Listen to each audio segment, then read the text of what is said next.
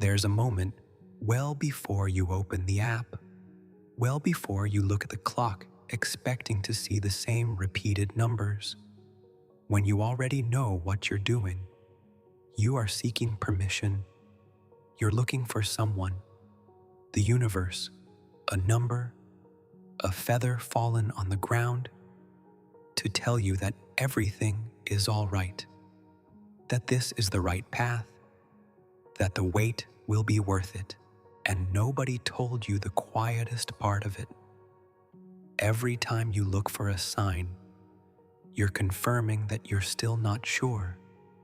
Seeking signs keeps you trapped in the old reality, because each search is a way of unconsciously telling you that you haven't yet arrived where you want to be. There's a version of you that you don't need to ask about, not because she finally got the right answer, not because a bird landed at the right time, or because she saw the same number 3 times in the same afternoon, but because she stopped needing reality to convince her of something she already knows deep down, without proof. This version exists now, at the same time as the version you're looking for. The question was never where to find the right signal. The question is, why do you still need a sign? You know that feeling, that moment when you repeat a name, a date, a wish, so many times in your head that it stops seeming like a wish and starts seeming like a task. You check the signs like you're checking an exam, as if the universe were keeping the answer somewhere specific, a note hidden under the rug of reality, and your job is to find it before time runs out. You pray, you ask, you wait, and when the signal doesn't come, something inside you tightens. It's not just disappointment, it's deeper than that. It's the feeling of being alone in a universe that you might not be paying attention to. So you look for more signs, more confirmations, more proof that you're on the right track, that the person will come back, that the money will arrive, that this version of yourself that you so desire isn't just a pretty fantasy you invented to cope with a difficult present. And here's what nobody told you. The more you search, the more you reinforce the distance between you and what you're looking for. Because searching is a language, and the language you speak with reality is always translated back to you in the form of experience. When you search, you say, I don't have it. When you wait, you say, it hasn't arrived yet. When you ask for a sign, you're unconsciously saying, I don't trust what I already feel to be true. And reality, which doesn't judge, only responds to what you are. It gives you back exactly that. More searching, more waiting, more absence of the sign that would prove you can stop searching. Perhaps you've already noticed this, even if you can't explain it. Those days when you checked your phone every 10 minutes, waiting for a message, and the message never came. Those periods when you repeated the same request night after night, and life seemed, almost cruelly, to show you the exact opposite of what you were asking for. Not because the universe was testing you, not because you didn't deserve it, but because, at some level prior to words, you were living from a place of lack. And lack, when it is the place from which you speak, is also the place from which life listens to you. This is not punishment. It's purely physical and emotional. It's simply how consciousness works. You're not being ignored. You're being mirrored. Nobody taught you this, because most teachings about manifestation, about spirituality, about changing your reality, came wrapped in the same logic you're trying to escape. They said, if you want to change your life, try harder, monitor your thoughts, repeat affirmations, pay attention to every synchronicity, make a list, feel more intensely, visualize in more detail, pray with more faith, and you did all of that. You've become a professional evidence hunter, a detective of your own life, investigating every coincidence as if it were an essential clue in a case that only you are trying to solve. But here's the paradox that nobody names. The effort to prove that change is coming is, in itself, proof that you still don't believe it's already here. Vigor is not faith. Vigor is doubt disguised as discipline. Obsession is not commitment. Obsession is fear dressed up as purpose. Searching for sign after sign is not spiritual awakening. It's the mind trying to control something that can only be experienced, never captured, and waiting with that kind of tight expectation. The body on alert, the eyes constantly scanning the surroundings, is not patience. It is the silent refusal to inhabit the present exactly as it is. Because a part of you has decided that the present is not enough until it brings proof. You don't need any more signs. You need to stop trading your peace for evidence. Notice how this sounds different from anything you've ever heard about protesting. It's not about thinking more positively. It's not about controlling every thought that crosses your mind, as if a single thought of doubt could sabotage everything you've built. This, too, is a form of disguised effort. It's just another version of the same surveillance, now turned inward, policing every emotion, every doubt, every moment of tiredness, as if feeling were dangerous. You don't need to control your thoughts.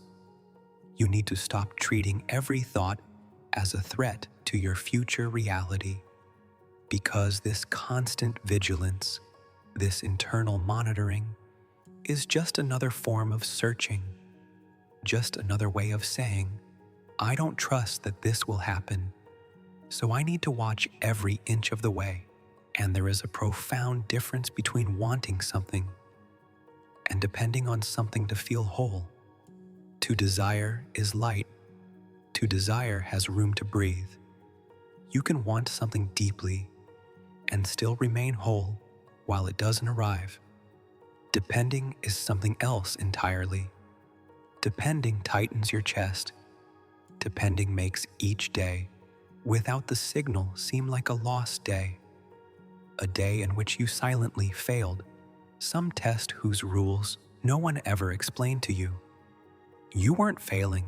You were simply confusing attention with control, confusing care with vigilance, confusing hope with the silent demand that reality hurry up and prove something to you, and life, gently, without any ill intent, simply reflected back to you the exact reflection of that demand. More waiting. Let things slow down for a moment. What follows is not a technique. It's not another step to take. It's simply an observation, something you may already feel at a deeper level than words can usually express. Reality doesn't respond to what you ask for. She responds to who you are while asking. Every sign you've ever sought, you sought from a place of absence. And every time absence seeks, it finds more absence, because consciousness doesn't return the opposite of what you are. It returns the exact echo. This isn't about positive thinking. It's not about forcing a good feeling over a real feeling. It's about something more silent. The identity you inhabit, moment by moment, is the only point from which experience is organized. Not what you desire, not what you ask for, not what you try to prove is true, but what you already are in the present moment, without an audience, without needing confirmation. Note, you are not the person waiting for the signal. You are the consciousness observing this person waiting. And this consciousness is already whole, already complete. It no longer needs anything external to validate itself. The person seeking confirmation lives on a timeline where confirmation has not yet arrived. The consciousness that already knows, that needs no proof because there is no distance between it and what it feels to be true, lives in a completely different place, and you don't move from one place to another through effort. You switch simply by stopping feeding the version you're still looking for. Think about how it really works, without the rush of needing to understand it quickly. Have you ever been certain of something at some point in your life without needing any external proof? A silent knowledge that didn't come from outside, that didn't ask for confirmation from anyone? This is the same place where the new reality is born. It's not blind faith. It's not forced optimism. It's recognition. It's the difference between believing in something and being it. When you believe, there is still distance. You and the thing you believe in are two separate entities, waiting to meet someday. When you are, there is nothing left to search for, because there is no division between you and that which once seemed distant. Stop for a moment, thinking of this as an idea to be understood with the mind. Feel it like a memory, something you once knew before you forgot. Because there's a version of you, perhaps from when you were younger, perhaps in a rare moment of inner silence, that has felt this without needing any explanation. A moment when you simply knew everything was all right, without any proof, without any sign, without any external confirmation. That knowledge never went away. He was simply covered by layers of searching, doubt, and need for confirmation. Layers that the world, unintentionally, taught you to accumulate. But beneath all of this, he remains exactly where he's always been. You don't need to create that certainty. You just need to stop silencing her with one more search. Keep it simple, even if simple seems too good to be true. You don't need to fix your energy. You don't need to raise your frequency through effort or perform gratitude until it becomes genuine, or repeat an affirmation until your inner voice finally believes it. You are not an unfinished project waiting to be optimized. You are consciousness experiencing itself through a temporary identity, and that identity only changes when you stop holding on to it so tightly. The person tired of searching for signs, the person exhausted from waiting, the person who has already checked the clock 100 times today. They don't need another sign. She needs permission to stop, permission to feel that it is already enough, here, now, without anything external needing to confirm it. Permission to note that the search itself was the barrier, not because searching is wrong. Nothing here is about right or wrong, but because searching kept alive the belief that something was missing. And when you stop looking for what's missing, you begin, albeit slowly, to notice what is already present. This is not resignation. It is not giving up on desire. It's the difference between chasing after a life and allowing it to organize itself around who you've quietly decided to be. There's something almost funny about it when you finally see it from afar. You spent so much energy trying to push reality toward a place that it would only reach when you stopped pushing. It's not that the effort was useless. It's that the effort was aimed at the wrong target. You were trying to change the circumstances directly, the situation, the person, the outcome, when the only thing that really needed attention was the anxious version of yourself watching it all from the outside. Circumstance was never the starting point. She was always the echo. Repeat this, not because you need to memorize it, but because you might need to feel it again, from a slightly different angle. Nothing in this quest was ever broken. You weren't doing anything wrong. You were just doing it the only way you knew how, the way the world taught you, the way that promises effort equals merit. But merit was never the issue. The issue has always been identity. Who are you when no one is checking for signals? Who are you in silence, without an audience, without proof, without needing the universe to validate what you already feel to be true? That person, that version of you that doesn't need confirmation, already exists. She is not in the future, waiting for the right sign to be born. She's right here, exactly where you are now, just waiting for you to stop looking outside long enough to notice her.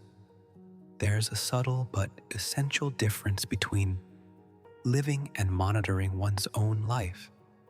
To watch is to be on guard, waiting for something to go wrong or for something to finally confirm that things will go right. It is to live in a permanent state of suspense, the body slightly tense, the eyes always attentive to any detail that seems significant. Living is something completely different. To live is to allow the days to unfold without constantly needing to interpret them. It's letting an afternoon simply be an afternoon, without needing to decode every detail as a message about your future. You can notice synchronicities without clinging to them. You can feel curious without needing certainty. The difference isn't in what's happening around you. It's in how strong your need is for it to mean something. Perhaps, as you read this, you will feel a kind of relief that you can't yet name. It's not euphoria. It's not the surge of energy that comes when we finally see the signal we've been waiting for. It's quieter than that.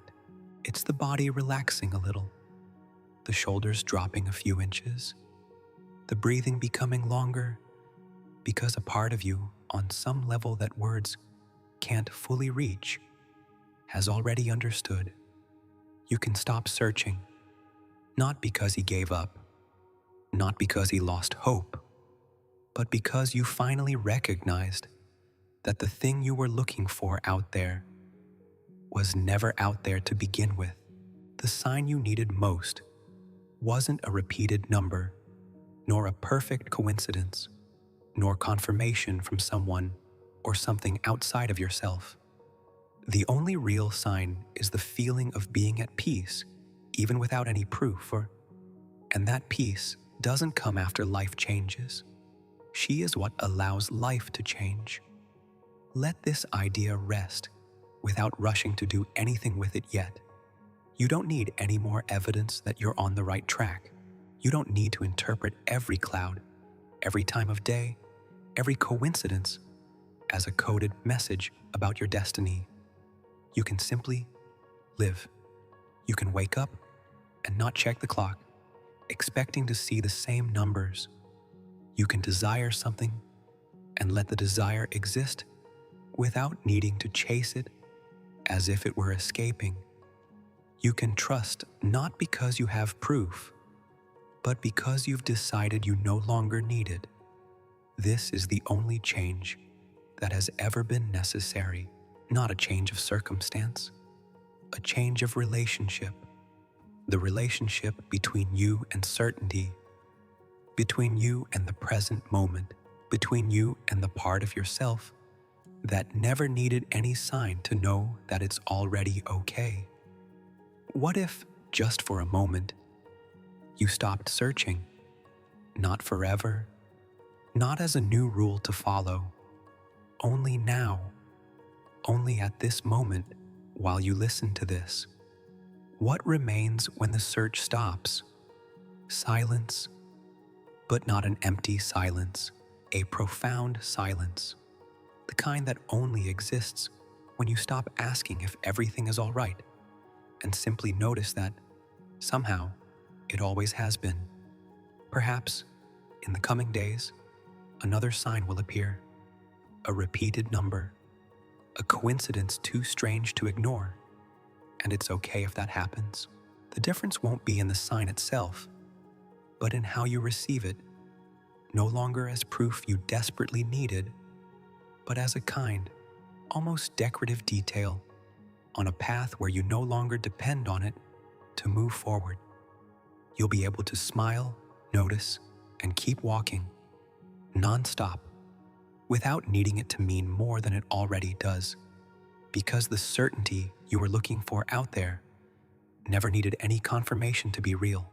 She just needed you to stop doubting her long enough to let her show up. And perhaps that's the hardest part to accept, that the peace you've been searching for wasn't hidden anywhere. It wasn't behind the next sign, nor kept for a future date, nor contingent on any test that life still needed to deliver. She was here all along, waiting patiently beneath every search, not because you earned it, but because she never depended on any merit to exist. There is no conclusion here. There is no final step, no lesson to take away, no practical summary of everything that has been said. There's only this. The life you're waiting for isn't just around the next sign. She's in the version of you that's already stopped needing a.